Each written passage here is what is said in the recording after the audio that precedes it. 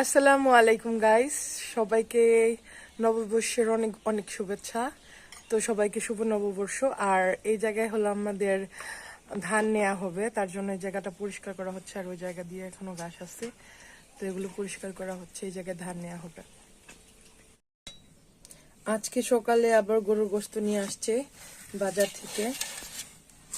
এখন আমার আম্মু এগুলাকে কেটে পরে রান্না করবে। আর এই জায়গায় আলু আর পেঁয়াজ আর বড় বড় দুইটা হাড্ডি দিয়ে দিছে লোকটা।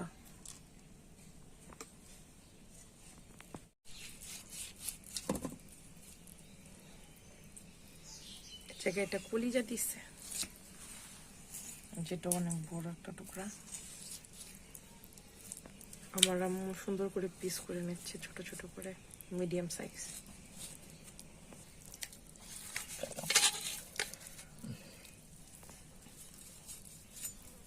তো এখন ভালো করে কেটে তারপরে এগুলোকে ভালো করে ধুয়ে তারপর আম্মু রান্না করবে। ওয়াও, তো গরুর গোশত প্রায় রান্না করা শেষ। আর দেখেন কে পাহারা দিচ্ছে, গ্রানে চলে আসছে খাওয়ার জন্য। আলু এখনো দেওয়া হয়নি, আলু দেওয়ার পরে একটু ঝোল দিয়ে করে রান্না করা হয়ে যাবে। আর আজকে সকালে হলো আমরা পান্তা, ইলিশ, আলু ভর্তা, ডিম ভাজি, শাক, করলা ভাজি এগুলা খেয়েছি। তো দুপুরে হবে পোলাও গোশত।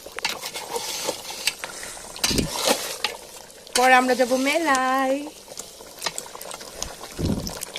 আমার আম্মু আমাকে 3000 টাকা দিচ্ছে গাইস, আমি অনেক খুশি হয়েছি।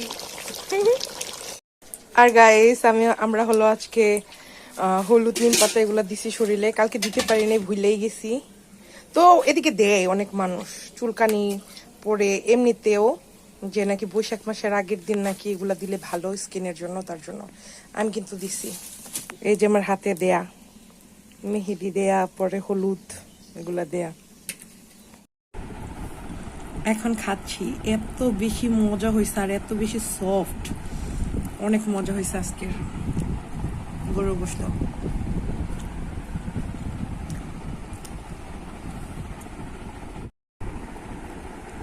এত বেশি সফট, এগুলো সব কুড়ুলির গোশত, অনেক বেশি মজা গাইস।